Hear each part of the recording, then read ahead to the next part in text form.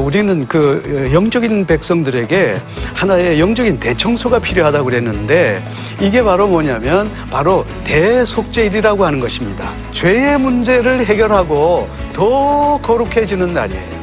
두 번째는 우리가 하나님의 말씀이 주어지기 전에는 알지 못해서 그렇게 살았지만 하나님의 말씀을 받은 이상 우리는 절대로 그렇게 살아서는 안 된다라는 것을 우리가 적용해야 되겠고요. 세 번째, 우리 하나님의 거룩한 백성들은 세상의 성문화 조심하라는 거예요. 타락한 성문화 조심하고 오히려 거룩한 말씀 문화를 창조해라. 이게 하나님이 우리에게 주시는 거룩한 그런 말씀입니다.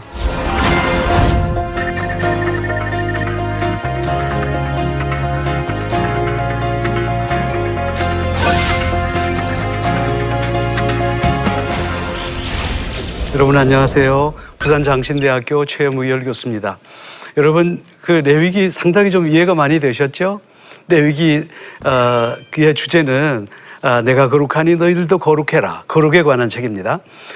그런데 이 레위기는요 정확하게 세 개로 나눠져 있습니다. 첫 번째는 하나님에 대해서, 그리고 자신에 대해서, 이웃에 대해서. 하나님에 대해서는 1장부터 10장까지, 그리고 자신에 대해서는 11장부터 18장까지 우리가 지난번까지 거기서 공부했죠.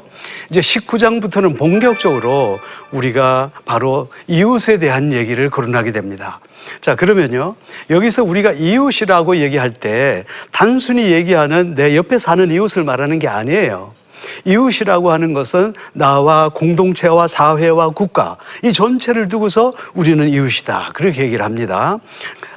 오늘의 이제 포인트를 좀 생각해 보겠습니다. 보면요 레위기는 하나님에 대해서, 나에 대해서, 이웃에 대한 거룩, 이것이 가장 핵심적인 얘기다라는 것이고, 또 레위기 19장부터는요 본격적으로 우리가 이 사회적인 약자 보호, 다시 말해서 건강한 사회를 구성하기 위해서는 그 사회 속에 사회적인 약자가 없어야 된다는 거죠.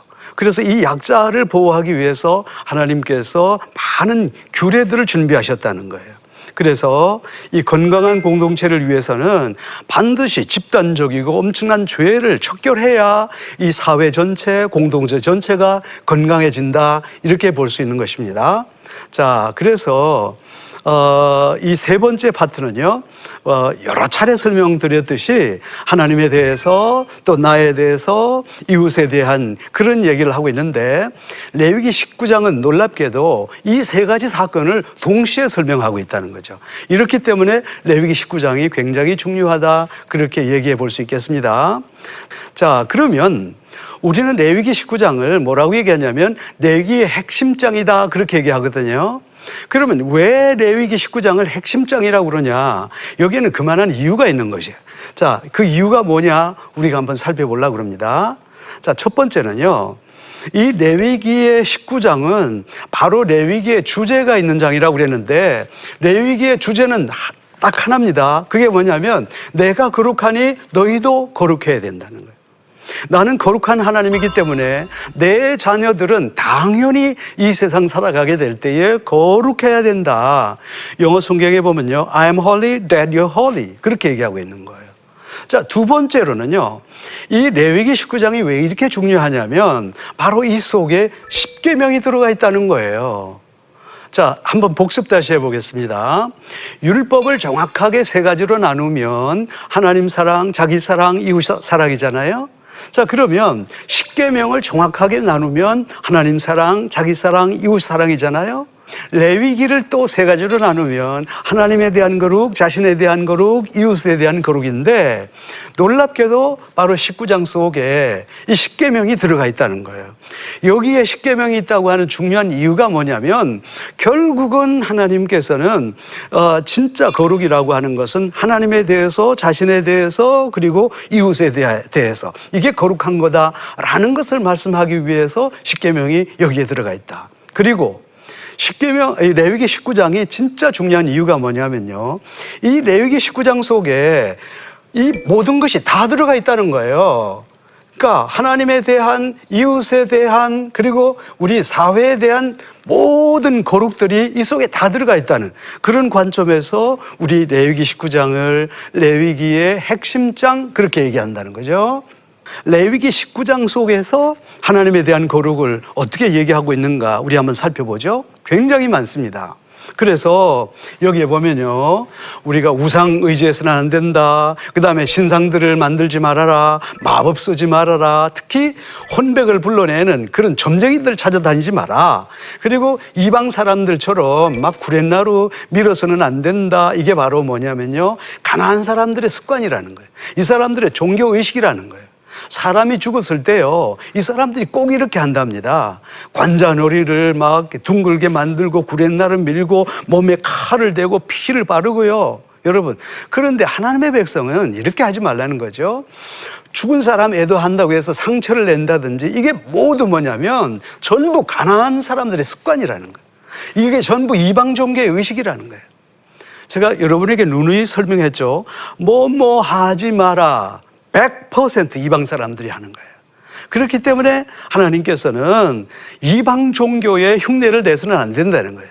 이걸 아주 명확하게 우리에게 설명을 해주고 있죠. 그 다음에 계속해서 하나님께서는 이게 하나님에 대한 절기와 제사, 중요시해라고 그랬어요. 안식일을 기억하고 또 너희들이 절기 때는 바로 이렇게 즐겁게 받으시도록 해야 되고, 특별히 하나님의 이름을 모독해서는 안 되고, 그리고 성소를 더럽게 해서는 안 된다. 이 모든 것이 다 하나님에 대한 그런 거룩에 대해서 얘기를 하고 있다, 이렇게 볼 수 있는 것이죠. 자, 그리고 자신과 가정에 대한 그런 거룩에 대한 얘기를 해 주십니다. 어떤 것이 있는지 한번 볼게요. 첫 번째, 부모 공경이에요. 자, 그러면 왜 여기 부모 공경이라는 게 들어갔을까요? 이방 사람들은 부모를 아주 우습게 여겼어요. 그리고 부모를 저주하고 그랬어요. 하나님의 백성들은 절대로 부모 공경 이렇게 하면 안 된다는 거예요. 그리고 여기서 자녀 관리. 자녀는 하나님이 주신 선물이기 때문에 이 선물을 잘 관리해야 된다. 그리고 자신의 건강 관리. 레위기에서는요, 우리의 건강 관리에 대해서 하나님 굉장히 신경 쓰십니다. 왜 그럴까요? 내 몸은 내 것이 아니라는 거예요. 하나님의 것이라는 거예요. 그래서 거룩하게 관리해야 된다라는 것이 자신과 가정에 대한 그런 얘기들입니다. 우리 첫 번째 하나님에 대해서 얘기했죠. 두 번째 자신과 가정에 대한 얘기를 했죠. 세 번째로가 드디어 이제는 19장부터 쭉 계속해서 우리가 이웃과 사회에 대해서 우리가 어떻게 거룩해야 될 거냐 하는 얘기들을 여기서 구체적으로 하고 있다는 거죠. 자, 그 하기 전에 하나님께서는 이 중간에 바로 혼합에 대한 금지 규정을 해 놓으셨습니다. 한번 보겠습니다. 이 가운데서요, 가축 가운데서 서로 다른 종류끼리 이렇게 종류끼리 교미시키지 말라, 그렇게 얘기합니다. 그러니까 그 순수성을 지켜나가라 그랬어요. 밭에다가 서로 다른 두 종류의 씨앗을 함께 뿌리면 더 많은 수확을 거둔다고 해서 이방인들이 이런 일을 한다는 거예요. 근데 하나님은 하지 말라, 그렇게 말씀하시죠. 세 번째, 서로 다른 두 가지 재료를 섞어 짠 옷감으로서 만드는 옷을 입어서는 안 된다. 이 모두가 뭘 말하는가 하면요, 결국은 혼합을 얘기하는 거예요. 그럼 결국 하나님께서 이런 규례를 주신 이유가 뭘까요? 그 이유는 간단한 거죠. 섞여서는 안 된다는 거예요. 무슨 말입니까? 하나님의 거룩한 백성들과 거룩하지 않은 백성들의 이 문화가 거룩한 백성들의 삶 속으로 침투해 들어와서 우리의 삶을 혼합시키면 안 된다, 그 말입니다. 자, 그러면 우리가 레위기를 통해서 계속 거룩에 대한 얘기를 하고 있는데요, 이 거룩이라는 게 뭘까요? 이게 바로 혼합 금지입니다. 순수성을 지켜나가라는 거예요. 너희들은 하나님의 백성이니까 그 거룩한 하나님의 말씀대로, 레위기의 말씀대로 살아야 할 것이지만, 이방 사람들은 워낙 타락하고 워낙 이게 아주 성적으로 타락한 이 사람들과 우리가 혼합하게 될 때에 순수성을 잊어버린다는 거죠. 그래서 하나님께서 이 혼합의 문제를 이처럼 강하게 그 다음에 금지하고 계시다, 그렇게 볼 수 있는 거죠.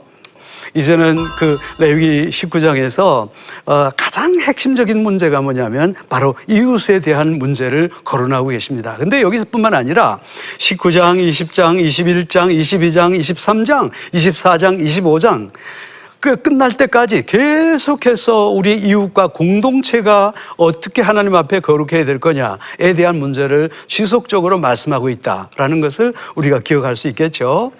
그래서 이제 드디어 이웃에 대해서는 어떻게 하라고 그랬냐. 아주 많은 얘기들이 있습니다. 그 가운데서 하나하나 좀 살펴보겠어요. 너무 중요하니까. 여기 보세요. 그래서 이제 가난한 자에 대해서 배려하라. 이게 무슨 말인지 아십니까, 여러분? 자, 너희들이 곡식을 베거든 절대로 그 곡식을 다 베지 말아라. 근데 귀퉁이 요만큼 남겨놓으라고 그러는 거예요. 자, 왜 그럴까요? 이스라엘 사람들은요, 땅에 한이 맺혔던 사람이에요. 왜? 그들이 이집트에 살 때는요, 땅을 소유할 수 없는 그런 종들이었거든요. 그래서 이스라엘 백성들이 가나안 땅에 들어와서 여호수아를 통해서 제일 먼저 한 일이 바로 땅을 나누는 일이었어요.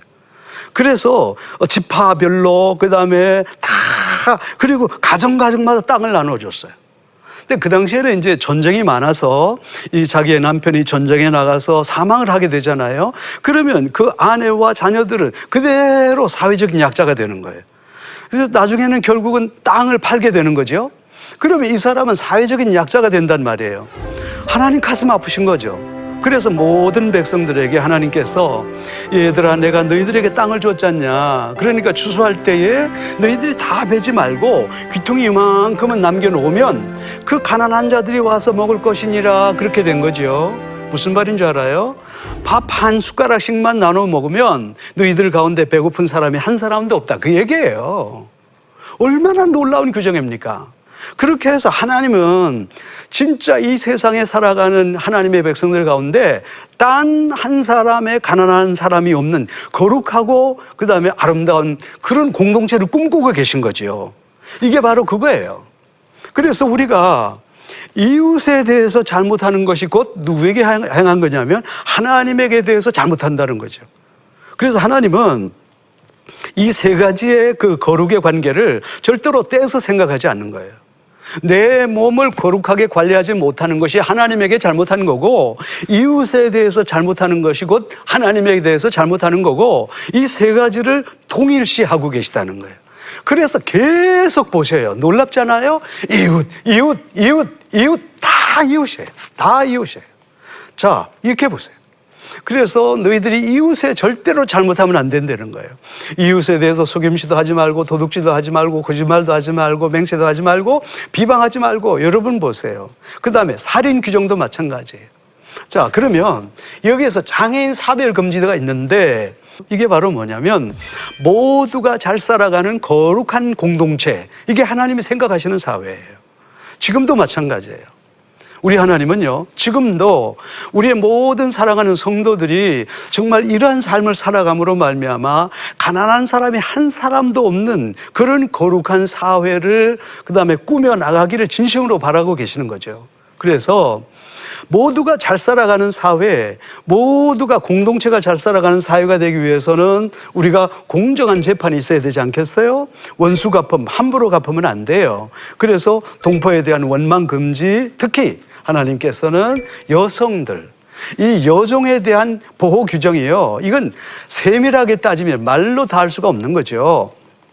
그리고 우리가 외국인 학대 금지 규정, 제가 여기서 뭐 몇 가지 이렇게 얘기하지 않았지만 실제적으로 우리가 출애굽기와 또는 신명기와 레위기를 통해서 보면 사회적인 약자들을 돌보기 위한 하나님의 법칙, 이것이 몇 가지 정도가 나오냐면 약 200가지 이상이 나온다는 거예요. 왜 그럴까요? 이게 법이에요. 그러면 모든 사람들이 하나님의 법을 지킴으로 말미암아 모든 사회가 다 건강하게 살아가는 이런 사회를 하나님께서 결국은 꿈꾸고 계시다 하는 것을 우리가 느껴볼 수 있는 거죠. 우리는 레위기를 공부해 가면서 야, 하나님 정말 이렇게까지 성실하고 성실한 분일까? 이렇게까지 섬세한 분일까? 이렇게까지 정말 인간을 이해하는 분일까? 이런 면에 대해서 우리가 정말 놀라지 않을 수가 없는 거죠. 자, 이런 관점에서 또 이렇고요. 여기서 없는 내용들을 제가 좀 얘기하지 않을 수가 없죠. 이 가운데서 특별히 하나님은 동물과 우리의 생태까지 관심하시는 그런 하나님이에요. 한 가지 예를 들어 볼게요. 자, 이런 규정이 있습니다. 너희들이 새끼 양을 삶을 때 엄마 젖에 삶지 말라, 이런 규정이 있어요. 이게 무슨 말인 줄 알아요? 이방인들은 새끼 양을 삶을 때 자기 엄마의 젖에 삶는다는 거예요. 얼마나 나쁜 짓입니까?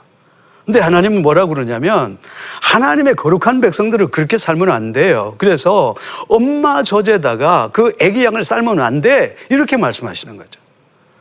하나님께서는 사람에게만 관심을 갖는 게 아니라 하나님께서는 인간에게도 그다음에 인간에게뿐만 아니라 동물에게까지 관심을 갖는 하나님이에요.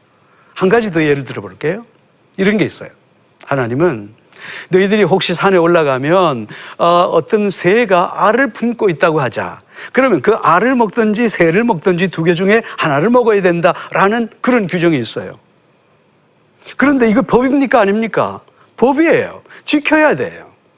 하나님의 모든 백성들은요, 이처럼 이 모든 법을 지켰어요. 그 하나님께서 레위기 19장에서요, 아주 세밀하게 얘기합니다. 그래서 진짜 내가 잘 살아가기 위해서는요, 행복한 삶을 살아가기 위해서는 나 혼자 열심히 살아가서는 안 된다는 거예요. 뭐냐? 우리 사회 전체가 공의롭고 우리 사회 전체가 아름다워야 된다는 거예요. 그래서 내가 형제에게 하는 것이 곧 나에게 하는 것이기 때문에 너희들은 바로 이웃에 대해서 거룩하게 살아가야 된다라고 하는 얘기들을 우리에게 던져주고 있다는 얘기예요. 자, 그러면 제가 오늘 여기에 대해서 왜 이렇게 장황하게 설명할까요? 제가 이렇게 장황하게 설명하는 이유가 있어요. 그게 뭐냐면 우리의 머릿속에 말이죠, 성도들이 거룩에 대한 얘기하면 무조건 하나님에 대한 거룩만 생각한다는 거죠. 이게 잘못됐다는 거죠. 하나님은 레위기를 통해서 절대 우리에게 그렇게 말씀하지 않아요. 하나님에게도 거룩해야 되고 내 자신에 대해서도 거룩해야 되고 우리 이웃에 대해서도 거룩해야 되고 이 세 가지의 거룩이 서로 맞물려 가야 이게 진짜 거룩한 하나님의 백성이다라는 것을 우리에게 말씀하고 있다는 거죠.